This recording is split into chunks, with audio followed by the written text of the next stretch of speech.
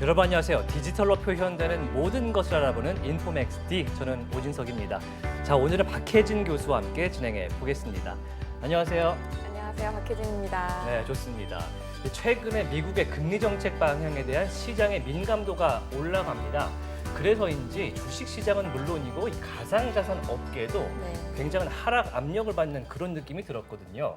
그런데 제가 알기로는 이럴 때일수록 블록체인 업계나 학계 네. 굉장히 준비를 많이 하는 기간이다 이렇게 알고 있습니다. 네, 뭐 보통 소위들 말씀하시는 크립토 윈터를 예. 어떻게 보내야 하느냐 뭐 이런 이야기들인 거죠. 그렇죠. 그래서 사실상 실제로 말씀하신 것처럼 업계나 학계에서는 이 시기를 좀 더 찐 팬들만 모여 있는 이 시기를 팬들이. 네, 이 예. 시기에 대해서 뭐 열심히 더 연구 개발하고 더 공부하는 시기로 하자 이렇게 좀 하는 분위기고요. 예. 또 고무적인 것이 얼마 전에 이제 그 뉴스를 통해서 나온 이야기인데요. 예. 뭐 금융이나 금감원, 뭐 한국거래소 등등에서 이 STO, 즉 그 증권형 토큰이라고 부르죠. 예. 여기에 대해서 우리가 어떠한 가이드나 법률 규제를 마련해야 되는가, 여기에 대한 좀 깊이 있는 스터디를 시작하신다고 합니다. 네. 그래서 이렇게 우리가 뭐 제도권과 그리고 업계, 학계 모두 이 크립토 윈터들을 잘 보내고 있다라는 말씀을 좀 드리면서 오늘 시작하도록 하겠습니다. 좋습니다. 이 기간 저희 인포맥스 D와 함께 하시기 바랍니다.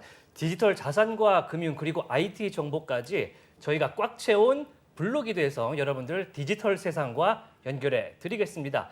인포맥스 D 지금 시작합니다.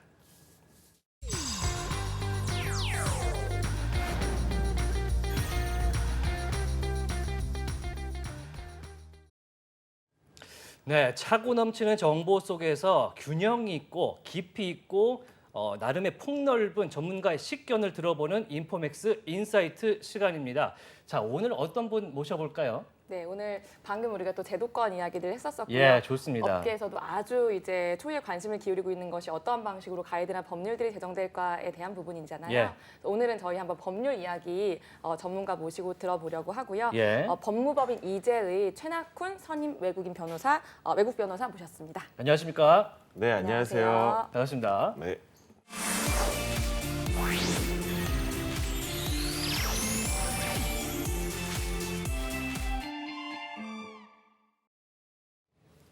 최근에 블록체인 업계에서 굉장히 주목받는 형태의 모임이 있습니다. 뭐 다오라고 부르는 네. 것이고 누군가는 DAO라고도 부르는데 네. 이게 탈중앙화 자율 조직 조직. 이렇게 설명을 할 수가 있고 저희 인포맥스 D에서도 많이 설명을 해드린 바가 그쵸? 있죠. 그래서 네. 이런 이 다오를 통해서 굉장히 뭔가 프로젝트성 다오를 조직해서 일을 많이 해보신 오늘 최낙훈 변호사님과 함께 이야기를 나눠보도록 하겠습니다. 이 다오가 이 우크라이나 전쟁 때 우크라이나를 돕고 뭐 미국의 헌법 초판을 인수 시도를 좀 했다 이런 내용이 나오면서 기사가 많이 나왔습니다. 네. 네, 그거를 좀 설명을 들어보고 싶은데 일단 다오가 뭔지부터 좀 저희가 네. 얘기를 들어봐야 될 것 같아요. 제가 다오가 이런 것이다라고 말하기 전에 조금 더 원론적으로 돌아가고 싶어요. 아, 원론적으로. 저희가 보통 이 질문을 했을 때 저희가 머릿속에 컨셉으로 가지고 있는 거는 주식회사나 아니면 우리가 보통 뭐 살아서 해봤던 조합 같은 거, 조직의 형태들. 조직의 형태를 생각하잖아요. 네. 근데 사실 그것도 인류가 존재하면서 저희가 발명한 거죠. 그쵸. 예를 들어서 뭐 주식회사의 기원 같은 경우도 1500년대 네덜란드에서 뭐 이렇게 배가 나갈 때 그 네. 리스크를 해증하기 위해서 선화증권 같은 거를 팔다가 이제 주식회사 시초가 되었고, 현대적 의미에서의 주식회사는 1920년대 정도 시카고의 그 커즈 티어렘이라고, 그 스테이크홀더 티어리라고, 그 여러 가지 어떤 2인 간의 계약을 모아서 회사의 형태로 이렇게 조합해서 효율성을 만들자 하는 그 현대적 의미의 회사는 1930년대에 더 구조화됐거든요. 예. 그런 의미에서 지금 나오는 저는 이제 시도는 그런 어떤 우리 인류가 일하는 방식을 어떤 제도화하는 어떤 다른 방법을 시도하는 그런 시도의 하나라고 생각을 하고요. 네. 그런 면에서 이제 다오는 사람들이 탈중앙화 자율 기구라고 이제 하는데, 그러면 이제 키워드가 3개잖아요. 네. decentralized라는 탈중앙화, 네. 그다음에 이제 자동으로 된다는 autonomous, 네. 그다음에 이제 조직이라는 이제 organization. 근데 이제 지금 여러 나와 있는 다오들 보시면은 그 세 가지를 행하는 방식이 각각이 다 다르고 각각이 어느 정도 부분적으로만 그게 되어 있고, 이렇게 되기 때문에 이제 이걸 갖다가 이 단어를 이해하는 방식이 이제 현재 플레이어와 이제 사람들이 이제 다 각자가 조금씩 다른 형태로 지금 불러가고 있다고 생각합니다. 예를 들어서 심지어는 저는 이더리움은 그러면은 다오가 아니냐. 그럼 전 이더리움도 다오 같거든요. 그렇죠. 네. 그러니까 그런 면에서 어디부터까지가 다오냐 다오가 아니냐. 예를 들어서 아까 교수님 네. 같은 경우는 나는 더 다오 그 투자 조합부터가 다오인 것 같다. 이렇게 말씀하시고 또 어떤 분은 또 실제적으로 그 컨스티튜션 다오가 나온 다음부터 다오를 인지하신 대중이 더 많고 네. 한데 이제 저도 그 다오의 그 시초는 그 더 다오 그 투자 조합 기구 같은 거를 의미한다고 생각을 하는데 그래서 이제 조금 이제 네. 그 다음 질문은 그러면은 다오 유형화를 어떻게 네. 해줄 것인가 저는 결국에는 그 문제는 그걸로 귀결된다고 생각합니다. 우리가 어떤 문제를 풀기 위해서 모였나 네. 그리고 그 문제를 잘 풀기 위해서 다오라는 어떤 그 포럼 네. 형태를 골랐는데 그러면은 정말 그 문제를 풀기 위해서 이 형태가 최적화돼 있나 네. 그런 식으로 조금 더 깊고 철학적으로 저희가 생각을 하면 네. 이 좀 복잡한 사회 현상에 저희가 조금 더 심플해지지 않을까 생각합니다. 말씀해 주신 것을 들어보면 오히려 이 단어가 커버할 수 있는 부분들이 좀 많이 한계가 있다라는 말씀으로 좀 들리기도 했고요. 네. 또 동시에 뭐 탈중앙의 정도의 차이 그리고 자율도 얼마나 자율적인가 조직도 사실 굉장히 다양한 조직의 형태가 있기 때문에 이런 것들을 조합을 만약에 뭐 하다 보면 이 다오라고 하는 것이 무수히 많은 사례들이 이제 나올 수 있을 것 같다라는 생각이 들기도 하거든요.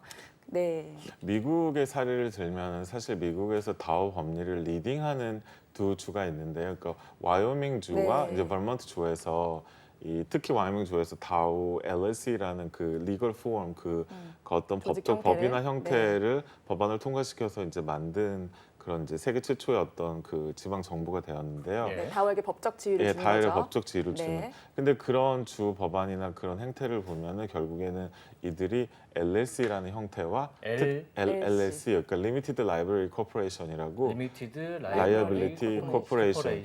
LLC죠. 네, 네, LLC. 네. 그 보통 다오에서는 그러니까 그 주에서는 이 다오를 원래 그 주가 특이했던 점은요. 예. 1950년대에서 미국에서 조합이라는 걸 나왔어요. 예를 들어서 무슨 오렌지를 같이 따다가 우리끼리 좀 서로 도와주자. 서키스 조합 같은 네. 플로리다에 그런 게 우리 시대에 나오면서 주로 이제 농업이 활성화된 그런 지역에서 네. 조합의 어떤 법적 포럼이 먼저 나왔던 거예요. 그러니까 어떻게 보면 왜 뜬금없이 와이오밍이냐 하시겠지만 와이오밍이 이미 조합의 법리를 옛날부터 시도하고 많이 만들어봤던 경험이 있는 그런 주인 거죠. 예. 이제 그런 주에서는 본인들이 해왔던 그런 조합이라든지 LLC에 원래 가지고 있었던 그런 형태들을 약간 변형해서 이제 다오 LLC라는 법안으로 인지하는 걸로 봐서 결국 이제 그런 이 엔티티를 그들은 그냥 조합과 LLC의 어떤 연장 형태로 인지한 걸로 저는 그렇게 인지하고 있습니다. 제가 알기로는 미국 와이오밍주가 이제 광부들이 많고 네네네. 산이 많고 굉장히 노동자가 많기 때문에 네. 거기서 조합의 형태가 시작됐다. 네네. 그렇게 알고 있는데 네네. 이 최근에 이 다오라는 것이 사실 조금 많이 이름이 알려진 게 네. 미국의 헌법 초안을 네. 이제 다오라는 조직을 결성해서 살려고 했다. 네. 이 기사가 좀 많이 났습니다. 결국에는 이제 그 어떤 어떤 그 레거시적인 거 그러니까 인류 문화유산 같은 거를 예. 뭔가 특정 개인이 그거를 가지게 되면 결국에는 대중은 그걸 못 보게 되잖아요. 네. 그러니까 소유물이 이제 되니까요. 소유물이 되니까 아니면 그 사람이 어떤 자선적인 이유로 오픈하지 않는 한 저희 대중은 못 보게 되는 거잖아요. 예. 그래서 아마 이렇게 공적인 문서가 어떤 특정 개인의 어떤 그 소유나 컨트롤 안으로 들어가는 게 약간 그 불합리하다고 생각한 어떤 그 대중 무브먼트가 있었던 것 같아요. 저희가 생각하기에도 만약에 뭐 3.1운동 뭐 무슨 독립운동 선언서. 선언서 초판 낭독을 누가 하는 그 종이가 있는데 그걸 특정 개인이 소유하고 저희가 못 보게 되면 저희 대중이 좀 많이 국가적인 손실이기도 하고. 국가적인 손실이니까 그래서 그거를 갖다가 우리가 대중이 가져서 퍼블릭 디스플레이에서 우리가 볼 수 있게 하자 뭐 그렇게 해서 그 무브먼트가 시도가 돼서 이제 그 비딩 한 점 금액이 있었거든요. 예. 그거보다 이제 더 높게 비딩을 해야 되니까 예. 이제 대중이 다 그거보다 더 많이 모으려고 이제 하는 시도에서 그런 실제로 금액이, 성공을 했습니까? 실제는 결국에는 성공하지 못했습니다. 아, 성공하지 왜냐하면 그 못했군요. 금액보다 더 많이 적어낸 헤지펀드 매니저가 그거를 낙찰받아서 가져갔기 때문인데요. 그래서 결국에는 이제 그게 또 다시 다오와 블록체인의 또 한계이기도 한 게 이거는 투명성이지 않습니까? 예. 그러면 그 말인즉슨 이거는 비딩에 특화되어 있지 않다는 뜻이죠. 왜냐하면 상대방 입장에서는 그 상대방의 패를 볼 수 있다는 뜻이니까. 얼마나 분이 결정 모였는지. 과정을 볼 수 네. 있다. 네. 그렇군요. 네네. 그거는 이제 한 뭐 헌법 같은 네. 유물 같은 걸 인수하려고 했던 계획이었고 네네. 최근에는 이 우크라이나 러시아 전쟁에서 우크라이나를 돕는데 이 다오가 또 발벗고 나섰다. 요 그래- 기사는 봤는데요. 그래서 결국에는 다오 아까 제가 지금 말씀드린 예. 대로 어떤 문제를 푸는 어떤 목적으로 다오를 이제 사람들이 만드는 걸 선택하게 된 거잖아요. 그렇죠. 네. 근데 이제 여기서 가장 좋았던 게 어떤 탈국가성. 음. 이 사실 다오가 가장 특장점이었죠. 국경이 없는 예, 거. 국경이 없는 거. 그리고 사실 지금 여러 가지 나와 있는 이제 다오들 중에 지금 아까 말씀하신 대로 프로토콜 다오가 사실은 가장 강력해요. 왜냐하면 모든 게 온체인으로 돼 있고. 프로토콜 다오가 뭡니까? 그러니까 레이어 1이나 레이어 1.5를 만드는 그런 다오들요. 다시 한번 이거는 좀 굉장히 네. 어려운 아, 개념이기 때문에 한번 네. 설명을 좀 부탁을 드려봅니다. 그러니까는 예를 들어서 저희가 뭐 유니스왑이다 예. 그러면 어떤 탈중앙화된 어떤 코인 간의 어떤 교환을 하는 거의 거래소에 가까운 예. 그런 솔루션이다 그러면 그것도 다오거든요. 예. 근데 그러려면 그 엄청난 그러니까 레이어 1이라고 하는데 그거에 해당되는 어떤 테크니컬한 그런 기술을 가지고 있어야 되는데 그걸 모두가 다 이제 어떤 옛날로 치면 리눅스 방식으로 모두가 다 열심히 개발을 그러니까 플랫폼 예, 위에서 플랫폼 위에서 어떤 공용 조직에서 개발을 같이 하는 것이죠. 그런 거에 다오가 약간 최적화되어 있습니다. 그렇군요. 그래서 그 부분은 이제 사람들이 많이는 자극적이지 않기 때문에 많이 얘기하지 않고. 그러니까 일종의 공동 개발이 굉장히 네. 수월한 게 다오다. 네네. 예. 그리고 이제 그 보통 한국인들이 많이 관심 갖는 건 일종의 인베스먼트 다오. 다오에 모여가지고 어디다 집합기구를 투자를 했고 뭔가 획득을 했다. 근데 획득을 하면은 그걸 어떤 특정 카테고리에 획득을 하면 뭐 비싼 NFT만 콜렉트를 하겠다. 아니 특정 카테고리의 NFT만 콜렉트를 하겠다 그러면 이제 콜렉터스 다오, 그러니까 수집 다오가 되는 것이고요. 투자와 수집을 위한 다오가 예, 있고. 뭐 그러니까 예를 들어서 저는 우크라이나 다오에 가장 가까운 다오는 결국에는 그랜트 다오라고 생각하는데 그랜트 다오요? 예, 어떤 목적으로 돈을 수집을 해서 특정 목적으로 이거 돈 할당을 하는 것이죠.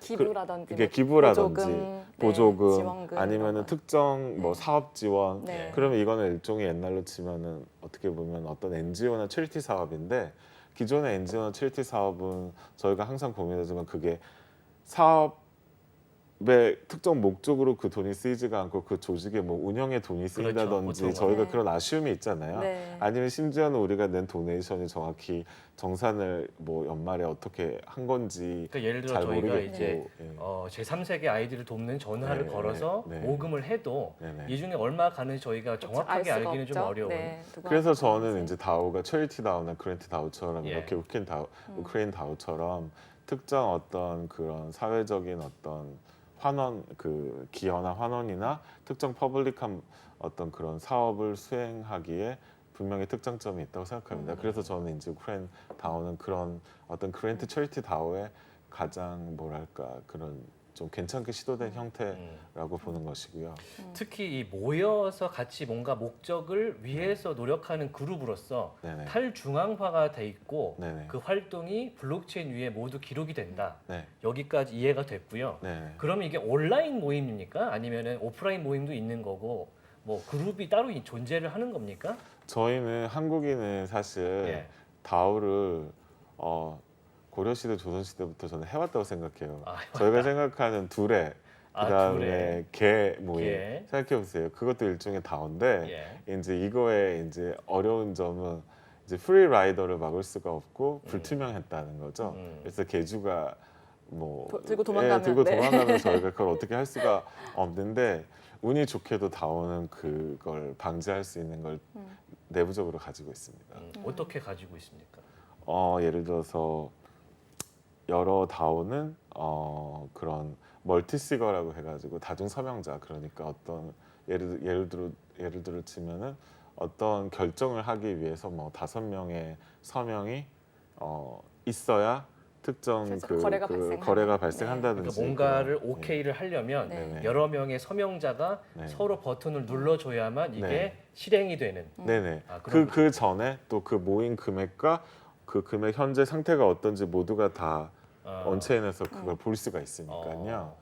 어떻게 보면은 옛날로 치면 옛날에 그런 어떤 체리티 모임이나 일종의 걔도 인베스트 네. 나오잖아요. 네. 그거에서 어떤 회계 투명성과 어떤 결정 투명성이 조금 더 보강된 형태라고 그렇게 인지하시면은 아마 그 시청자분들이 조금 더 편하지 않을까 이게 생각합니다. 컴포넌트를 조금 쪼개서 말해보면 네. 일단 사람들이 모여야 되고요. 그죠? 사람들이 있어야 되고 그 사람들이 모여서 뭘 하느냐 일단은 돈을 모아야 돼서 돈 주머니가 생겨나고요. 다오에는 그다음에 이 돈을 어떻게 쓸지에 대한 규칙 그리고 사람들은 거기에 얼마나 참여할 수 있는지에 대한 규칙 이 돈에서 수익이 발생하면 어떻게 나눠 가질지에 대한 규칙이 다 기술로 해결을 해버리는 건 거죠.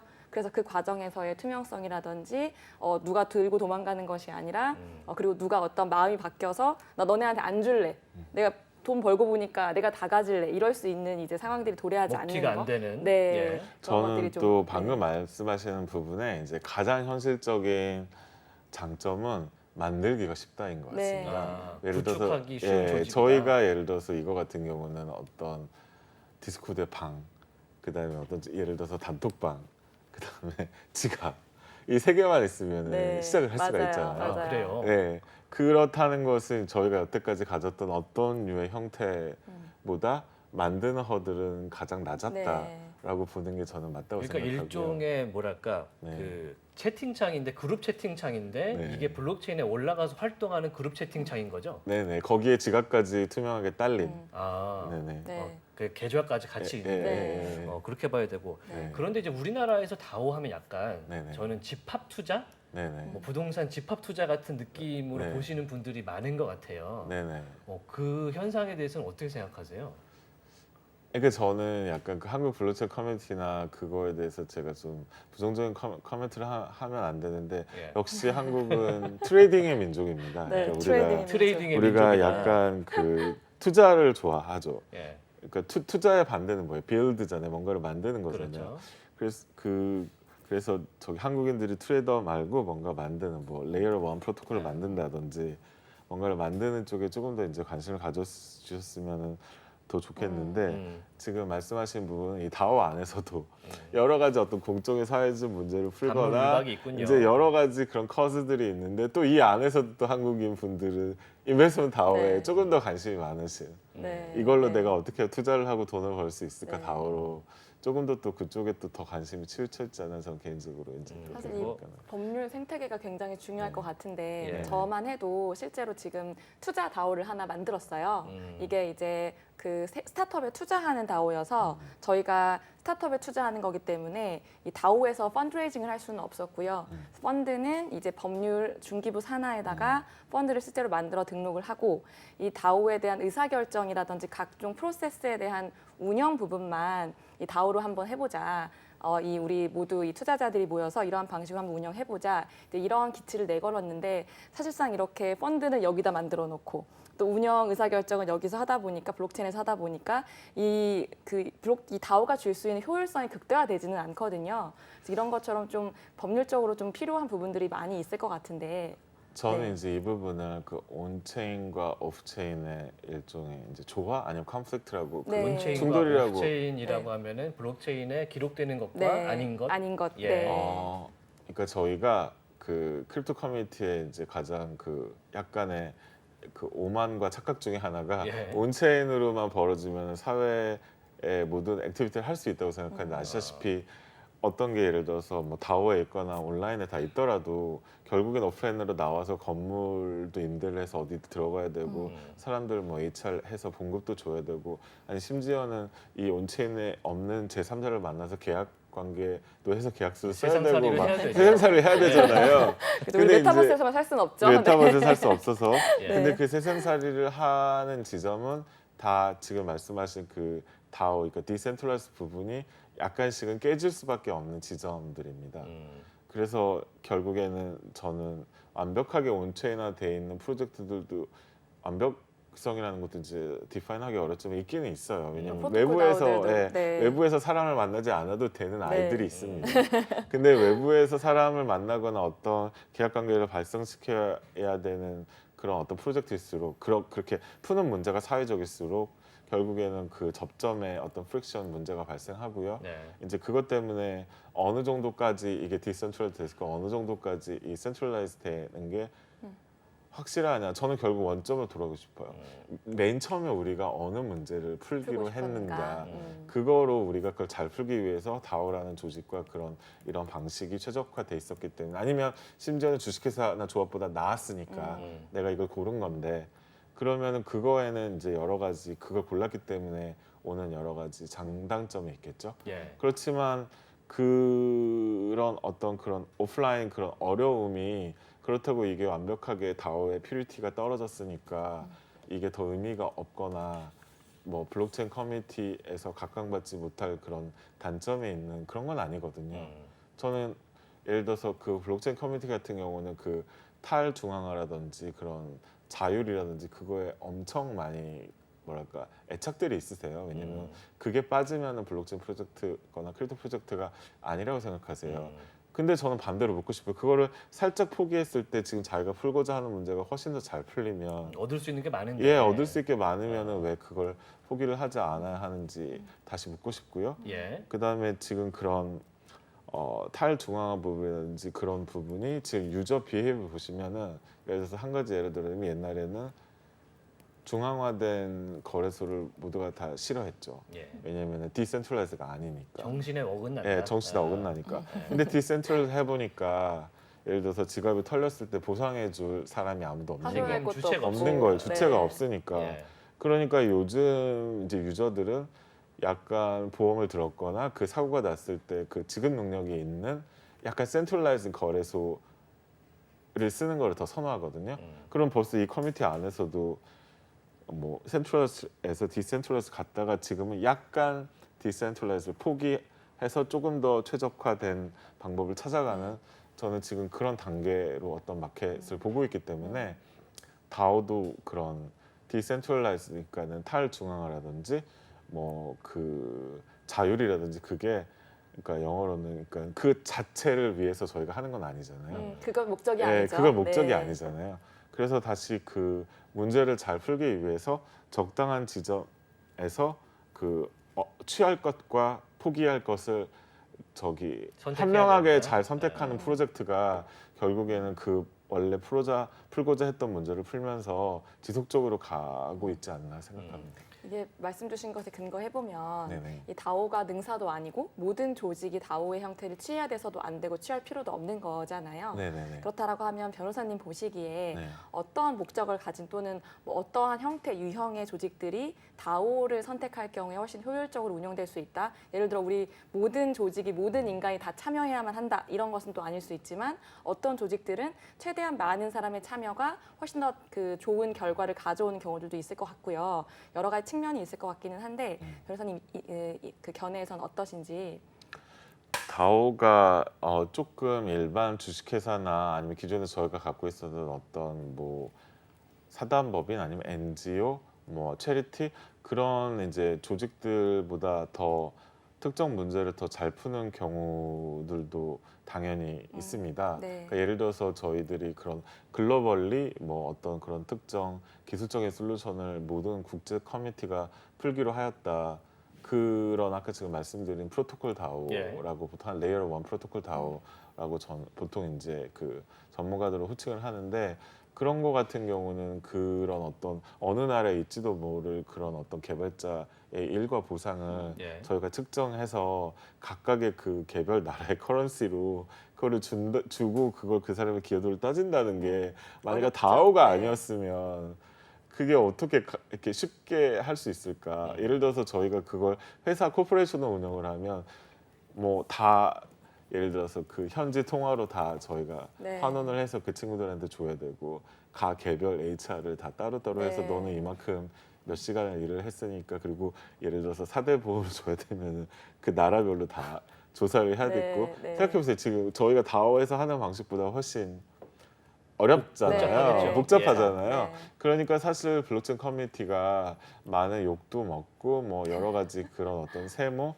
퀘션 마크에 대해서 참 많은 공격을 받지만 저는 또 이 커뮤니티가 해냈던 어떤 세 가지는 잊지 말아야 된다고 생각해요. 그러니까 국제 송금 그리고 그런 송금의 어떤, 용이성이죠. 예, 국제 송금의 용이성 예. 그리고 어떤 보더리스 한 프로젝트의 콜라보레이션의 기여와 보상 체계 국적이 없는 상태에서 네. 같이 할 수 있는 보상 체계. 네네네. 예. 그런 부분은 결국에는 그 지금 크립토 커뮤니티가 이 개발한 이런 솔루션을 기존 그 제도권 은행권에서는 풀지 못한 걸 이 커뮤니티가 푼 거에 대해서는 확실하게 인정을 네. 저는 이제 해주고 그 다음 단계를 고민해야 된다고 생각해요. 뭐 인정을 저희가 이제 하고 싶긴 한데 네네. 대중적으로는 아직은 네네. 그래도 블록체인의 취약성의 가장 큰 문제는 사람이다 이렇게 말씀하시는 분들이 아직은 많거든요. 그런 와중에 이런 다오의 이 우수성을 좀 입증하기 위해서 예. 말을 좀 제가 아까 예, 한번 더 하려다 말씀하시죠. 제가 까먹은 게 있는데요. 결국에는 그러면은 다오는 지금 약간 인류의 취약성, 그러니까 인간은 사랑하는 존재지 네. 사랑해야 되는 존재지 트러스트의 존재는 아니거든요. 블록체인 정신은 그거예요. 네, 네. 인간은 사랑의 대상이지 신뢰의 믿음의 대상이에요. 신뢰의 대상은 아, 아니다. 인간이 신뢰할 수 없다. 예, 아니 신뢰할 수 있죠. 하지만 인간한테 그 나약한 인간성에 신뢰를 기대하는 건 디폴트 값이 아니다. 좀 디폴트 값이 아니고 그거는 우리가 뭐라 그러지 기술적인 문제로 무서운 풀자. 얘기네요. 네.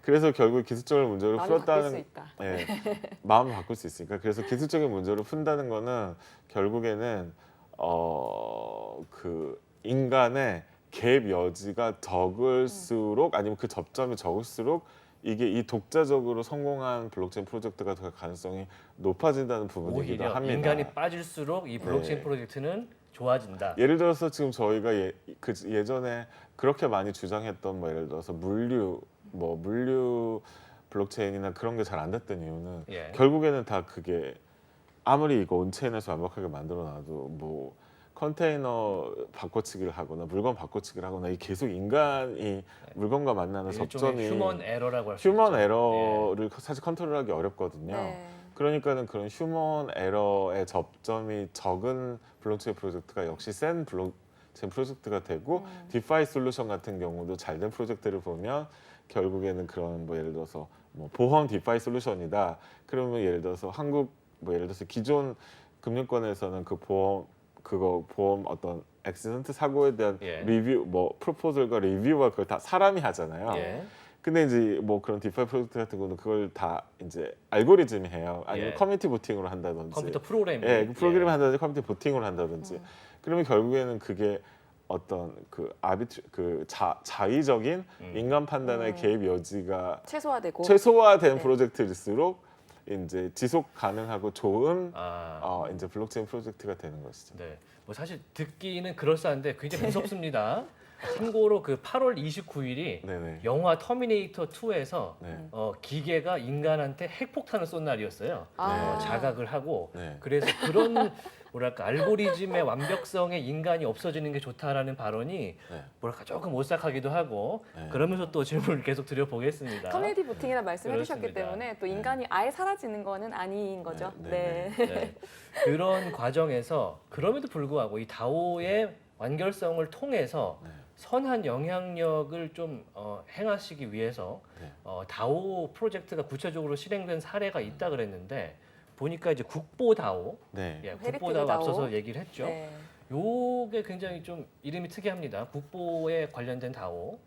설명을 좀 해주시죠. 이제, 예. 이제 간송미술관에서 이제 그 재정난을 이유로 25억 정도의 그러니까 K옥션에 그 국보 두 점이 각각 이제 25억씩의 국보 두 개가 이제 경매에 붙여지게 됐는데요. 국보 두 점이요. 예. 예. 근데 결국에는 그게 이제 경매에 낙찰이 되면 이제 만약에 개인한테 낙찰이 되면 저희가 그 국보를 대중은 못 보게 되는 거잖아요. 국보이긴 하지만 네네. 이제 개인이 소장하는 거니까. 네네. 그래서 결국에는 이걸 갖다가 대중이 구매를 해서 어.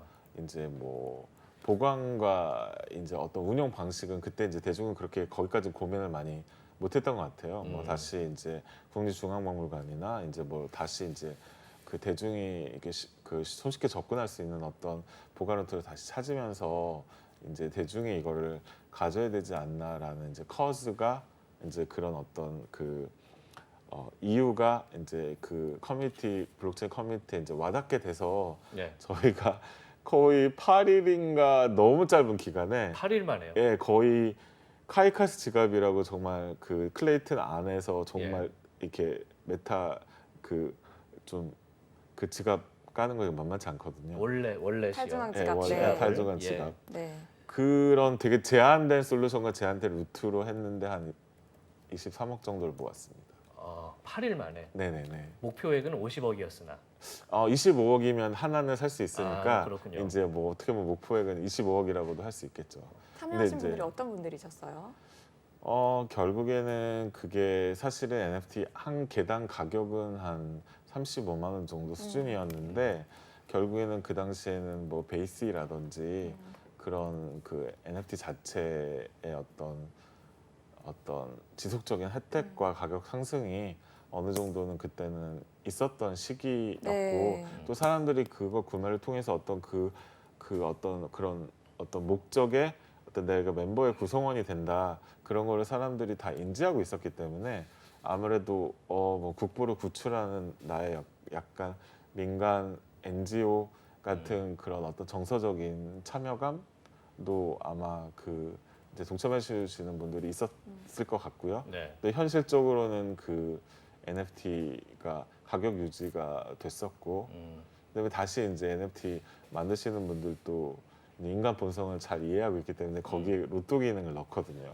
그래서 이제 그 클릭을 잘하시면 그 중에 이제 30만 원짜리 구매를 했는데 이제 뭐 500만 원짜리 NFT가 이제 레어템이 이제 내가 살 수도 그러니까 내가 갖게 되는 예. 이제 그런 어떤 구조상의 장점도 있고 하니까 이제 그때 이제 유저들이 그렇게 들어와서 있었던 것 같습니다. 일단 정리를 좀 해보자면은 네네. 국보가 간송미술관이 소장하고 있던 게 두 점이 있었는데 네네. 이제 간송미술관에 뭐 재정적인 문제가 있어서 네네. 경매에 나왔고 이걸 본 몇 분께서 다오를 조직해서 이거를 구출하자 네네. 이런 목적으로 이제 결성해서 23억 원을 모았다.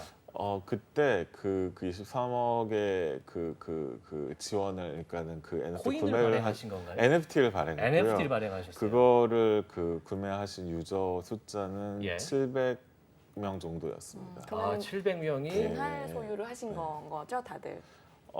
그게 소유권이 그렇게 쪼개져 있는 건 아니고요. 아, 왜냐면 네. 그거는 그 NFT 그 유물 자체의 소유권을 쪼개서 판 건 아니기 때문에 이제 그거에 대해서 구출을 같이 하자는 컷으로 그 금액이 모인 거기 때문에 예. 그다음부터 이제 당연히 현실적인 여러 법적인 문제들이 튀어나오기 시작했습니다.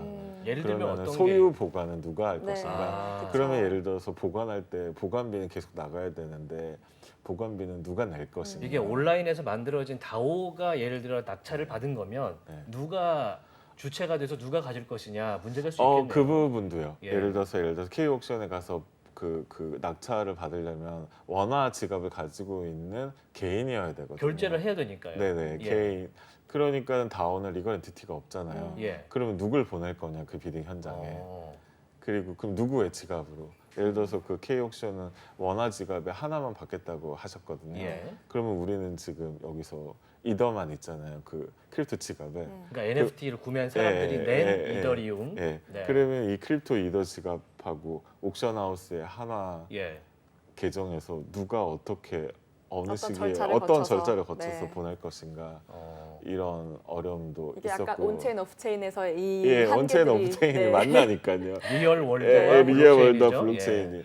그리고 이제 또 가장 현실적으로는 그러면 이거는 누군가 이제 어떤 리걸 엔티티가 또 이 유물 소유권자가 되는 것이잖아요. 네. 다오가 이제 저희는 소유한다고 생각하지만 이제 뭐 문화재청 입장이나 옥션하우스 입장에서는 그건 알겠고 그래서 이제 빨리 이름을 예를 들면 내놔. 그룹 채팅방에서 이거를 하자고 해서 했는데 네. 그룹 채팅방이 조직은 아니니까 네, 네, 그렇죠. 네. 네, 그래서 미국처럼 그, 법적으로 예. 예. 그 당시에는 이제 또 그걸 리걸 엔티티가 없잖아요. 네. 예. 그러니까 그럼 결국에는 그때는 또 와이밍 다오도 나오기 전이어가지고 예. 네. 결국에는 그 일단 조합이 가장 네. 한국 그 리거 스트럭처에 가장 비슷한 건 조합이다. 조합. 네. 그래서 이제 조합을 만들어서 하자. 그리고 이제 구조를 짰죠. 그럼 조합장이 대표로 네네. 그거를 낙찰을 받아서 소유를 하는 개념으로 되는 거군요. 근데 그것도 민법상 한국 민법상 쉽지는 않았던 게 예. 조합의 개념에서 조합원의 지위와 조합이 유지가 돼야 되잖아요. 네. 앞으로도. 그런데 지금 NFT 같은 경우는 그 사람이 그냥 오늘 NFT 거기 구성이었다가 그날 저녁에 팔고 할 수도 나가면 있죠. 예. 네. 다르잖아요. 예. 그럼 민법상으로 조합원 지위 변경을 해야 되거든요. 그렇죠. 그러면은 이거 계속 조합원 지위 변경만 하다가 끝날 수도 있죠. 끝날 수도 네, 있으니까 맞습니다. 그런 어떤 기존 시스템에서 해결이 안 되는 그런 어떤 현실과 어떤 리걸 스트럭처 오차가 되게 많아서 이제 여러 어려움이 있었습니다. 이 국보 다오도 그렇고 예. 미국의 헌법 다오도 그렇고 네. 사실상은 우리가 목표한 것을 이루지 못했고 네. 말씀하신 것처럼 굉장히 많은 한계점들을 이제 드러나게 했는데요. 거기서 오히려 더 효과 가치가 있지 않았을까 생각도 드는 것이 이 컨스티튜션 다오만 해도 이제 그 국보 다오는 다 환불을 해주셨다고 들었는데 컨스티튜션 다오는 막상 환불해 가라고 했더니 사람들이 미국 헌법 다오. 네, 예. 이왕지사 돈 모은 거 이걸로 좋은 일이나 해보자.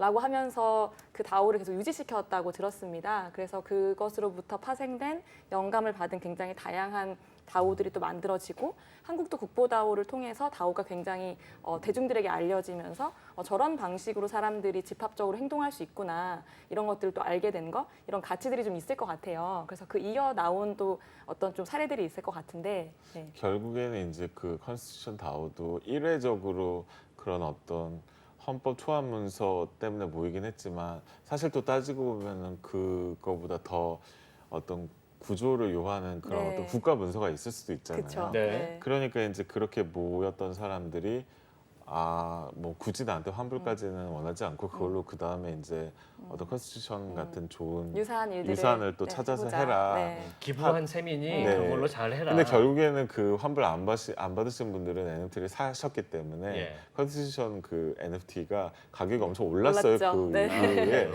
토큰도 올랐죠. 네, 네. 그래서 안 나가신 분들이 되게 이제 어떻게 보면 경제적인 이익을 현실적으로 예. 누리신 네. 케이스였고 지금 이제 그 전에 다른 이제 다오들은 어떻게 보면은 일종의 그 마켓에 보내는 시그널인데 이런 식으로 되게 짧은 시간에 이런 어떤 특정 어떤 미션이나 목적을 가진 사람들이 이렇게 쉽게 일할 수 있고 투명하게 일할 수 있고 심지어는 이렇게 많은 사람들이 단 한 명의 불만도 없이 이렇게 완벽하게 돈을 모으거나 완벽하게 뭐 다시 반환이 되거나 정말 그 0.01의 프릭션 그런 오차도 없이 그 점이 아마 사람들한테도 신기했고 또 역시 다른 사람들한테 이거는 우리가 어떻게 보면은 어떤 일하는 방식과 어떤 객체로서 유의미성이 있다라고 이제 그렇게 다들 생각하게 된 것 같아요. 이제 미국에서는 특히 와이오밍 같은 곳에서는 그런 것들이 인정되는 것이 있기 때문에 그런 인식들이 있을 수 있는데 이제 앞서서 국보다오 이후에 나온 뭐 유사한 프로젝트의 경우에는 국보를 개인이 이제 NFT화해서 수익 사업을 하는 게 아니냐. 약간 논란 아닌 논란도 좀 이야기가 나오기도 했습니다. 이런 것들을 보시면서 어떤 생각을 하셨어요? 그러니까는 이게 결국에는 그 예를 들어서 와이오밍 LSC 같은 경우는 제가 얼마 전에 몇 개 정도 이게 와이오밍 LSC로 레지스트레이션 됐나 보니까 지난번에 한 달 전에 체크했을 때 한 400개 정도 다오가 다오 LLC 다오 LSC를 형태의? 형태를 네. 받아간 와이오밍 주에서만. 와이오밍 주에서만. 네. 네. 그런데 이제 저는 그 다오들이 다 커즈가 좋고 살아남았고 뭐 다 좋은 뜻으로 운영되고 이러지는 않을 것 같아요. 그럼요. 예. 결국에는 다오가 만약에 단점으로 가면 이제 어떻게 보면은 책임지는 사람은 없되 뭔가 그 어떤 피해자가 있거나 아니면 어떤 약속을 했는데 약속을 지키지 않는 그 약속 미이행의 피해자가 발생하는데 예. 최종적으로는 그 어떤 의사 결정자를 찾을 수 없는 아니면은 그 책임질 사람을 찾을 수 없는 그런 어려움도 당연히 있다고 생각합니다. 이 다오가 사실 예전에 중세 시대에는 길드가 있었고 네네. 이제 근대에는 네. 동인도 회사, 주식 회사가 네네. 생겼고 이제 네네. 현대까지 주식 회사가 오면서 네네. 이제 온라인 시대에서는 다오다. 네네. 이렇게 보시는 분들이 블록체인 업계는 상당히 많으신 것 같은데 이런 형태의 그룹들이 좀 더 인정받기 위해서는 앞으로 어떤 것들을 좀 보강을 좀 해야 될까요? 저는 그 조금 더 그 근본적인 거를 묻고 싶어요. 예. 저희가 주식회사 시스템도 미흡했지만 그래도 이렇게 많은 사람들한테 사랑을 받았고 유지됐던 이유는 이게 창업자가 보세요. 만약에 어떤 벤처 캐피탈리스트한테 이제 투자를 받았어요. 그러면 이 사람이 ICO나 M&A가 되기 전까지는 어떻게 이쪽 말로 엑싯 그러니까 큰 목돈을 만질 수 없잖아요.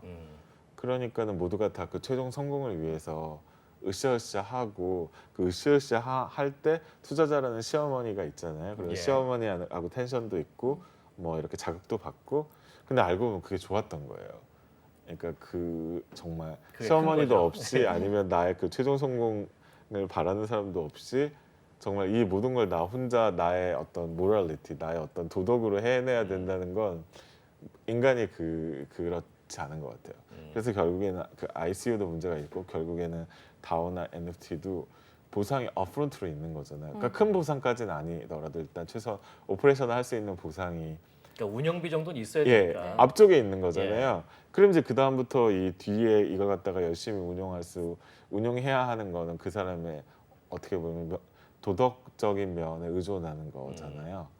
저는 이제 인간은 다시 나약한 존재라고 생각을 네. 하기 때문에 정말 이 돈이 지갑에 돈이 앞쪽에 모였는데 정말 이걸 끝까지 내가 해내는 이렇게 이를 악물고 열심히 하는 사람이 모럴 해저드의 문제. 예, 모럴 해저드 문제는 이 구조상 이 보상이 앞쪽에 있었다는 구조상 저는 이제 발생할 수밖에 없는 이제 문제로 생각하고 이제 그걸 결국 해결하는 방법은 이제 다오 초기에 예. 이걸 갖다가 이제 돈을 묶어두거나 아니면은 그걸 어떤 쓸 때 어떤 의사 결정 구조를 되게 공적으로 만들어 놓거나 이제 그런 걸 이제 열심히 이렇게 구조화를 시켜서 결국에는 이게 모인 돈이 되게 천천히 사업비에만 이제 쓰이게 목적에 맞게 잘 활용될 목적에 수 있도록. 맞게 네. 이제 결국에는 그러니까 거버넌스 결국 이제 다오도 핵심은 거버넌스 정책이죠, 정책. 예. 이제 결국 의사 결정 구조 네. 슬래시 정책이죠. 네. 그거를 이제 잘 짜면서 또 아시다시피 제도가 100%가 또 아니잖아요. 아니죠. 네. 네. 제도와 또 그 제도를 해내는 사람의 소프트웨어 이 두 개가 초반에 이제 잘 정착이 되면 다오만 결국에는 그 미션을 잘 해내며 이제 사랑받으며 자기 원하는 바를 이루면서 갈 수 있을 거라고 이제 생각을 합니다. 참 얘기를 들으면서 블록체인 업계가 지금 갖고 있는 고민이 뭐 P2E 뭐 뭘 하면은 뭐 보상을 준다는 개념의 게임이라든지 이런 걸 보면 네. 즐거움이라든지 최종 목적에 수렴하는 게 아니고 네. 일단 투자 개념, 수익 개념이 먼저 와버리니까 그게 네. 참 발목을 좀 뭐랄까, 잡는 예, 그런 나중에 결국에. 상황이 되는 네. 것 같습니다. 자, 지금까지 뭐 우리 다오 모두 얘기를 숙제인 것 해봤는데 같아요. 미국 변호사시니까 네. 오신 김에 제가 한번 다른 것도 여쭤보려고요. 네. 최근에 이제 시가총액이 상당히 큰 암호화폐, 네네. 가상자산 리플이 네네. 소송전에 휘말렸다. 네네. 그리고 상당히 그게 지속이 되어 오고 있어요. 네네. 이게 어떤 건지 아주 저는 개념이 아예 없거든요. 네, 좀 설명 좀 부탁드려보겠습니다. 일단은 미국에서 이런 암호화폐를 이제 규율하는 몇 개 기관들이 있는데 이제 당연히 어떤 이제 증권 부분을 규율하는 그러니까 SEC가 있고 네. 이제 이 사실 미국의 증권거래위원회. 네, 증권거래위원회 그리고 미국에서는 사실 이 암호화폐 카테고리를 또 커머디티 그러니까 그냥 상품으로 보거든요. 네. 그래서 상품을 이제 그 CFTC가 시카고 규율하게 됐어요. 선물거래위원회. 네. 예. 그런데 사실은 이 암호화폐 입장에서는 상품 거래소의 규제를 받는 게 더 좋습니다. 왜냐면 그냥 나는 밀과 사탕수수와 똑같고 싶은 거죠. 왜냐면 그 정도 규제만 받으면 어떻게 보면은 그 컴플렉스 레벨이 좀 낮아지거든요. 네. 사고 파는 걸 수도 네. 있으니까 밀과 쌀이 되고 싶다. 네. 근데 이제 SEC의 규제를 받으면은 결국에는 이제 그 컴플라이언스 레벨이 이제 너무 높죠. 왜냐면 SEC라는 건 결국에는 이제 어떤 사람들이 이제 예를 들어서 증권 공모를 했을 때 예. 남의 돈으로 이제 내 사업을 하는 거잖아요. 그렇죠. 그럼 여기서 핵심은 얘가 처음에 이 사업을 하겠다고 투명하게 나한테 말을 해줬느냐. 그다음에 이제 그걸 갖다가 잘 정산을 해주는가. 어떻게 보면 정보의 비대칭성을 기본으로 하는 거잖아요. 그러니까 그 문제를 해결해 주려면 너는 이렇게 공시를 해라. 이렇게 설명을 해라. 그러니까 이른바 라는 이제- 증권거래 투명성을 목표로 네. 하는 집단이죠. 네네네. 그러니까 결국에 그거는 이런 구조 자체가 정보의 비대칭성을 기본으로 깔고 가는 어떤 상황이기 때문에 이쪽 이제 투자자 쪽의 어떤 어떻게 보면 보호 아니면 투자자 쪽에 힘을 실어주기 위해서 네. 이제 SEC는 그들의 편에 서서 상대방한테 이제 설명과 공시 의무를 요구하는 것이죠. 그러나 이제 그런 면에서 지금 이 리플이 뭘 여태까지- 잘못했습니까? 그러니까는 SEC 입장에서는 이제 리플이 증권성이 이제 농후하다 팔 때 예. 이렇게 쌀과 밀이 아니다. 쌀과 네네네. 밀이 아니고 이걸 너희가 가져가면 이만큼 너희의 노력이 아니고 우리의 노력, 남의 노력으로 이렇게 이제 수익이 날 거다라는 커뮤니케이션을 했다. 증권성이 있다. 증권성이 있다. 왜냐면 그 전에 뭐 예를 들어서 이제 SEC 입장에서 증권성을 또 여부를 가르는 이제 하위 테스트가 있고 이제 최근에는 힌만 테스트라고 그 SEC가 이제 그 이더리움하고 비트코인이 증권이 아니다라고 일단은 한번 결정을 내렸거든요. 한번 이제 얘기를 했죠. 근데 이제 그때 왜 이러이러하기 때문에 증권이 아니다라고 내놓은 그 논리 있잖아요. 네. 기준이요. 이제 기준, 예. 논리 기준을 100% SEC가 공개하진 않았어요. 예. 그래서 이제 리플 쪽은 그거를 내놓으라 하는 이제 아. 그런 네. 서로 이제 공방을 하고 있는 상황이고 결국에는 이제 저는 이거는 또 다시 우리 그 탈중앙화의 문제인데 SEC가 보기에 이 비트코인과 이더리움은 탈중앙화가 되어 있는데 이제 SEC가 보기에 리플은 XRP가 아닌 거죠. 이제 네. 너무 센트럴라이즈 돼 있는 거죠. 의사 결정 구조나 운영되는 방식이. 그러면 이제 그 SEC 입장에서는 그런 부분까지 다른 디센트럴라이즈 코인처럼 증권이 아니다라고 해주기에는 이제 증권성이 너무 높기 때문에 이제 그러니까 그 라인을 갈라야 되는 거죠. 그래서 이제 SEC는 그 라인에 증권 쪽에 XRP가 떨어져 있다고 이제 믿는 것이고 XRP 쪽에서는 이제 그렇지 않다. 그리고 초반에 이제 이걸 우리가 만들 때 혹시 그렇게 떨어지는 않은지 이거 좀 미리 의견을 구할게요라고 하면서 우리가 만들었는데 이제 와서 왜 이러시냐 하면서 서로 각자 얘기를 하고 있는데 결국에는 이제 이 운영되는 방식과 어떤 설명됐던 방식이 너무 센트럴라이즈 되면서 비즈니스가 펼쳐지면서 결국에는 이제 문제가 계속 가서 이제 어떻게 보면 SEC가 이렇게 운영되는 거는 이제 허용 범위의 바깥이다라는 시그널을 이제 보내는 방식으로 이제 사실 리플이 이제 코인 이름으로 따지자면 뭐 XRP라 그러죠. 네. 네. 우리나라에서는 그 단가가 싸니까 네. 정말 많은 분들이 갖고 있어서 국민 코인이다 뭐 이런 얘기도 들은 적이 있어요. 그래서 관심이 많은데 만약에 결국- 증권성으로 결론이 나면은 리플한테는 뭐가 나쁜 겁니까? 그게 중요할 것 같은데. 일단은 리플도 어떻게 보면 그 가장 크게는 그 국제 송금 문제를 풀겠다고 네, 그렇죠. 처음에 이제 들고 나왔고 이제 그거는 예를 들어서 지금 뭐 스위프트 코드라든지 그런 방식으로 지금 저희가 국제 송금을 하고 있잖아요. 예. 누가 보기에도 그거는 정말 말이 됐고 또 되게 많은 어떻게 보면은 그 퍼스트 티어 금융 기관들이 이제 뭐 그 리플과 이제 뭐 사업처를 한다든지 온보드 MOU도 많이 한다든지 하고요. 예. 그렇기 때문에 정말 그런 글로벌한 솔루션이 이제 될 거라고 이제 기대했던 이제 사람들이 많았던 것 같은데 결국 네, 말씀하시죠. 네. 정말 죄송한데 예. 그 진행자님 저한테 뭘 물어보셨어요? 그러니까 리플이 네. 증권성으로 뭐가 SEC가 문제이냐. 이제 확인을 해버리면 승소를 하면 SEC가 아. 리플은 뭐가 문제냐? 투자자들한테 오는 영향을 일단은 봐야지. 암호화폐 네. 모든 커뮤니티는 증권성이라고 어떻게 보면 부여받는 거를 이제 도망 다니는 형태로 지금 네. 사업을 하고 있다고 보시면 예, 됩니다. 그렇게 되면 큰일 난다. 그 이유는 이제 아까 말씀하신 대로 설명과 공시, 그러니까 영어로는 컴플라이언스라고 하는데 예를 들어서 서류 이만큼을 그쵸. 문서 작업을 엄청 해야 되죠. 하셔서 이제 내셔야 되고요. 그다음에 이제 이거는 이제 시간하고 돈이 예. 꽤 많이 듭니다. 네. 또 그걸 뭐. 법률적으로 체크를 해야 될 테니까요. 네네. 다 컨펌 받아야 네, 되죠. 컨펌 받아야 네. 되고 예를 들어서 뭐 로펌이라든지 예. 전문가 회계법인이라든지. 회계법인지 네. 그거를 다 돈과 시간을 쓰면서 검토를 받고 예. 그다음에 이제 운용상에 뭐 이런 행동을 했을 때는 이렇게 공시하세요. 저런 행동을 할 때는 저렇게 공시하세요. 이런 게 많기 때문에 자유를 박탈당하죠. 네. 그 원하시는 정도로 사업을 못 하실 네. 수도 있고요. 아니면은 예를 들어서 시세에는 영향이 없습니까?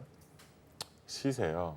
그러니까 저는 두 가지인 것 같아요. 만약에 지금 아까 그 교수님이 그 이제 그 시큐리티 코인 그 네. 어떤 규제와 이런 걸 말씀하셨는데 네. 결국에는 그렇게 되지 않을까요? 그러니까 그런 일종의 그 듀 딜리전스나 컴플레인스를 통과한 그 팀은 정말 트러스트를 받고 세지는 거고 이제 그 거기 가지 못한 이제 그런 팀은 이제 시장에서 외면받는데 그쵸. 이제 네. 이거를 통과한 팀이 이제 되게 메이저 오브 더 메이저가 되는 네. 이제 또 그런 현상이 발생하겠죠. 네. 저는 또 그게 스테이블 코인 안에서는 나쁜 거라고는 생각을 하지 그러니까 않습니다. SEC에 약간 그걸 통과하면은 통과만 잘하면 이거는 정말 신뢰가 가는 암호화폐로 인정을 받을 수 있고 그렇지 않으면 반대로는 나락으로 갈 수 있는 그런 환경도 근데 되겠네요. 현실적으로 그게 예를 들어서 그 시큐리티 코인이 되면요. 지금 저희가 증권 상장하는 예. 지금 하고 있잖아요. 네. 지금 저희가 수익 IPO 예, 를 하고 예, 있죠. IPO도 하잖아요.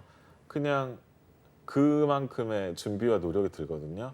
내가 둔다고 네. 치면 예. 그러면 또 그냥 증권 상장을 하지 왜 우리가 코인을 왜 하나 이렇게 다시 또 맞아요. 반문하게 네. 될 것 같아요. 현실적인 질문으로 돌아오는군요. 네. 업계에서는 사실 네. 그래서 네. 만약에 증권성을 너네가 음. 띄었으니까 이 외연을 갖춰라라고 했을 때에 과연 그 외연을 갖출 수 있는 능력과 자본을 가진 네. 이 블록체인 팀이 얼마나 있겠느냐 없다 이렇게 얘기를 하기도 하거든요. 그래서 네. 아 제가 뭐 특정 금액을 말하면 안 되는데 예를 예. 들어서 뭐 그런 어떤 그 특급법상의 어떤 뭐 특급법 그 허가를 받는 그 프로세스를 통과하기 위한 들어가야 되는 그 시간과 금액이 있거든요. 네. 예. 그거는 막 수백 개 회사가 할 수 있는 금액이 아니에요. 네. 그러니까 이제 SEC를 통과하는 그 금액도 어떻게 보면 메이저 플레이어만 결국 소수의 프로젝트가 그 지불할 수 있는 그런 어떤 금액과 프로세스이기 때문에 그냥 스타트업의 취지에는 또 맞지가 않습니다. 네. 이 이게- 규제라는 네. 게 사실 네. 미국에서도 하고 있고 미국은 또 각자의 법 안에서 최대한 이거를 해석에 따라서 적용을 하고 있고 네. 유럽은 가상자산에 특화된 법을 또 아예 하나 만들어서 EU에서 네네. 적용을 하고 있는데 현재 우리나라가 목표로 하는 이 디지털 자산 기본법이 있어요. 요것과는 형태적으로는 어떤 게 좀 더 가까울까요? 결국에는 이제 유럽에서 통과된, 그러니까 유로피언 커미션 EU에서 통과된 이제 디지털 자산 기본법, 그러니까 미카 법안이라고 보통 저희가 부르는 그 법은 예. 이제 특장점이 이제 세 가지인데요. 예. 가장 이제 좋은 거는 저희가 지금 혼란스럽게 이렇게 있었던 어떤 코인의 종류를 아주 세밀화하고 분류화를 잘 해놨어요.